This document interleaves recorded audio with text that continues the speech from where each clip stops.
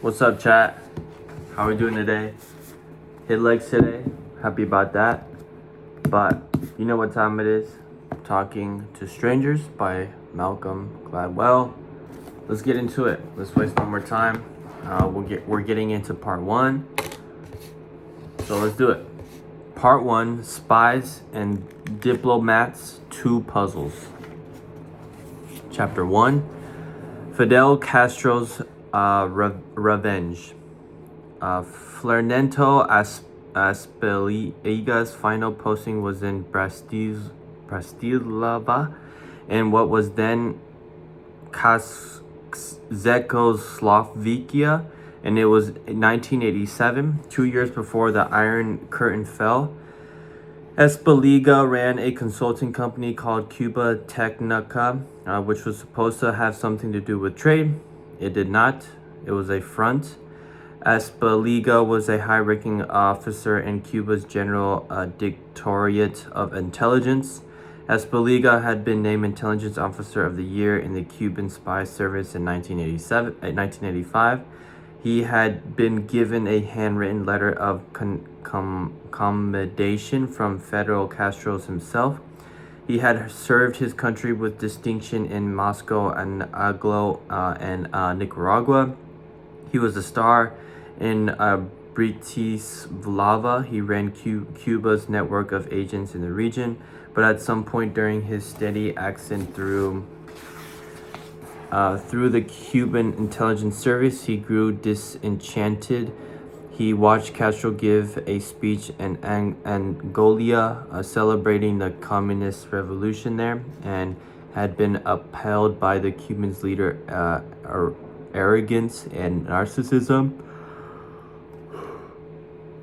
By the time of his posting in Bratislava in 1986, those doubts had hardened. He planned his defection for June 6, 1987. It was an elaborate inside joke. June 6 was the anniversary of the founding of the Cuban Ministry of the Interior, the all-powerful body that administrated the country's spy services. If you work for the General Directorate of Intelligence, you would ordinarily celebrate on June 6. There would be speeches, receptions, ceremonies in honor of Cubans' espionage apparatus. Espelgia wanted his betrayal to sting. He met up with his girlfriend Mantra in a park in downtown Bratislava. It was Saturday afternoon. She was Cuban as well, one of thousands of Cubans who were guest workers in Zek's factories. And all Cubans in her position, but her passport was held at the Cuban government offices in Prague. Espeliga would have to smuggle her across the border. He had a government issue Mazda. He removed the spare tire from the trunk, drilled in an air hole in the floor, and told her to climb inside. Eastern Europe at the time was still walled off from the rest of the continent. Travel between east and west was heavily restricted, but Bratislava was only a short drive from Vienna, and Espeliga had made the trip before. He was well known at the border and carried a diplomatic passport. The guards waved him through. In Vienna, he and Marta abandoned the Mazda, hailed a taxi, and presented themselves at the gates to the United States Embassy. It was Saturday evening. The senior staff was all at home, but Espeliga did not need to do much to get the guards' attention. I am a case officer from Cuba Intelligence. I'm an intelligence commandant. In the spy trade, Espeliga's appearance at the Vienna embassy is known as a walk-in. An official from intelligence service of one country shows up unexpectedly on the doorstep of the intelligence service of another country. And Fernando Tiny Espeliga was one of the great walk-ins of the Cold War. But he knew of Cuba and its closely allied, the Soviet Union, was so sensitive that twice after his defection, his former employees at the Cuban spy service tracked him down and tried to assassinate him. Twice he slipped away. Only once since has Espeliga had been spotted. It was by Brian Littell, who ran the CIA's Latin American office for many years. Littell got a trip from an undercover agent who was acting as Espelio's go-between. He met the go-between at a restaurant in Coral Gables, just outside Miami. There, he was given instructions to meet in another location closer to where Espelio was living under his new identity. Littell rented a suite in a hotel somewhere anonymous and waited for Tiny to arrive. He's younger than me. I'm 25. He's by now probably in his upper 60s, Littell said, remembering the meeting. But he's had terrible health problems. I mean, being a defector, living with a new identity is tough. Even in his diminished state, though, it was obvious what Espelio must have been like as a younger man. Littell says charismatic, slender, with a certain theoretically about him, a taste for risk and a grand emotional gestures. When he came into the hotel suite, as Espelio was carrying a box, he put it down on the table and turned to Littell. This is a memoir. This is a memoir that I wrote soon after I defected. He said, I want you to have this. Inside the box, in the pages of Espelio's memoir, was a story that made no sense.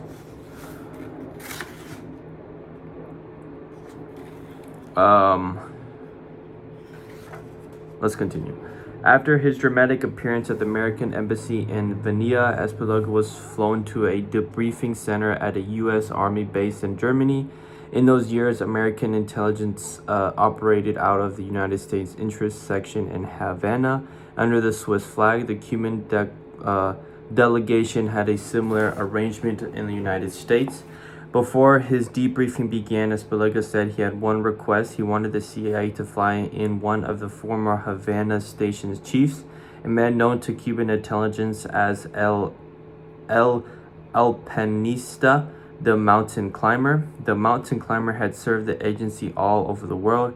After the Berlin Wall fell, files received from the KGB and the East German secret police revealed that they had taught a course on the mountain climber to their agents. His tradecraft was impeccable. Once Soviet intelligence officers tried to recruit him, they literally placed bags of money in front of him. He waved them on, mocked them. The mountain climber was incorruptible. He spoke Spanish like a Cuban. He was Espelio's role model. Espelio wanted to meet him face to face. I was on an assignment in another country when I got a message to rush to Frankfurt, the mountain climber remembers. Through long retirement from the CIA, he still prefers to be identified only by his nickname. Frankfurt is where he had our defector processing center. They told me a fellow had walked into an embassy in Vienna. He had driven out of Slovakia, with his girlfriend in the trunk of his car, walked in and insisted on speaking to me. I thought it was kind of crazy. El Alpinista went straight to the debriefing center. I found 4 case officers sitting in the living room. He remembers they told me Espelio was back in the bedroom making love with his girlfriend, as he had constantly since he arrived at the safe house. Then I went in and spoke to him. He was lanky, poorly dressed, as Eastern Europeans and Cubans tended to be back then. A little sloppy, but it was immediately evident that he was a very smart guy. When he walked in, the mountain climber didn't tell Espelio who he was. He was trying to be caggy. Espelio was an unknown quantity, but it was only a matter of minutes before Espelio figured it out. There was a moment of shock, laughter. The two men hugged Cuban style. We talked for 5 minutes before he started into the details. Whenever you are debriefing one of those guys, you need someone that proves them bona fides, the mountain climber said. So I just basically asked him what he could tell me about the Cuban intelligence operation. It was then that Espelio revealed his bombshell, the news that had brought him from behind the Iron Curtain to the gates of the Vienna embassy. The CIA had a network of spies inside Cuba, whose dutiful reports to their case officers helped shape America's understanding of its adversary. Espoliga named one of them and said, "He's a double agent. He works for us." The room was stunned. They had no idea. But Espoliga kept going. He named another spy. "He's a double too." Then another and another. He had names, details, chapters, and verses. "That guy you recruited on the ship as Worm. The little fat guy with a mustache. He's a double." The other guy with a limp who works in the defense ministry. He's a double. He continued on like that until he had listed dozens of names, practically the entire U.S. roster of secret agents inside Cuba. They were all working for Havana, spoon-feeding the CIA information cooked by the Cubans themselves. I sat there and took notes. The mountain climber said, "I tried not to betray any emotion. That's what we're taught, but my heart was racing." Espoliga was talking about the mountain climbers' people, the spies he'd worked with when he had been posted to Cuba as a young and ambitious intelligence officer. When he'd first arrived in Havana, the mountain climber had made a point of working his sources aggressively, mining them for information. The thing is, if you have an agent who is in the office of the president of whatever country, but you can't communicate with him, that agent is worthless. The mountain climber said, "My feeling was, let's communicate and get some value rather than waiting 6 months or a year until he puts up something someplace else." But now the whole exercise turned out to have been a shame.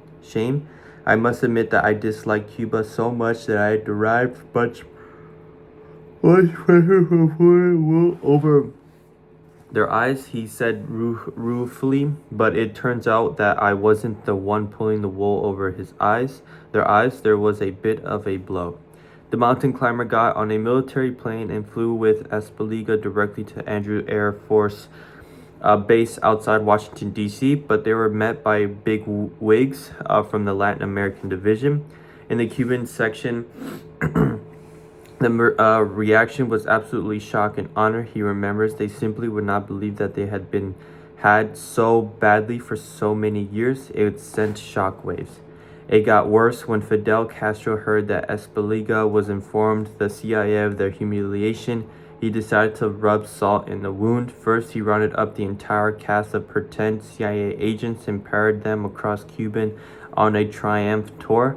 Then he released on Cuban television an astonishing 11-part documentary entitled La Guerra de la CIA contra Cuba, that CIA's war against Cuba. Cuban intelligence, it turned out, had filmed and recorded everything the CIA had been doing in their country for at least 10 years, as if they were creating a reality show. Survivor Havana edition. The video was surprisingly high quality. There were close-up shots and shots from cinematic angles.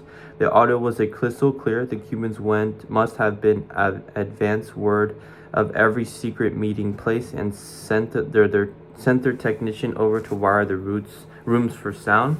On the screen, identified by name, were CIA officers supposedly under deep cover. There was video of every advanced CIA gadget, transmitters hidden in picnic baskets and briefcases. There were detailed explanations of which park bench CIA officers used to communicate with their sources, and how the CIA used different colored skirts to secretly signal their contacts. A long tracking shot showed a CIA officer stuffing cash and instructions inside a large plastic rock. Another caught a CIA officer stashing secret documents for his agents inside a wrecked car in a junkyard in Pinar del Rio. In a third, a CIA officer looked for a package in long grass by the side of the road while his wife fumed impatiently in the car. The mountain climber made a brief cameo in the documentary. His successor fared far worse. When they showed that TV series, the mountain climber said, it looked as though they had a guy with a camera over his shoulder everywhere he went. When the head of the FBI office in Miami heard about the documentary, he called up a Cuban official and asked for a copy.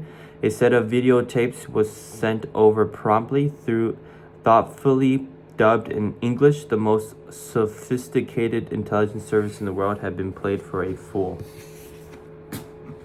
I'm not sure if there's really much to talk about other than the fact that that's very interesting, that I would have never known.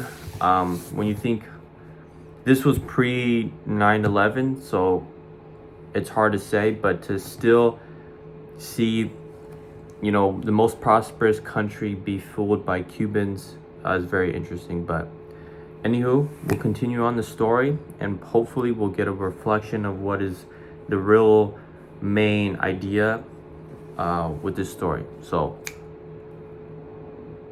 see you tomorrow. Peace.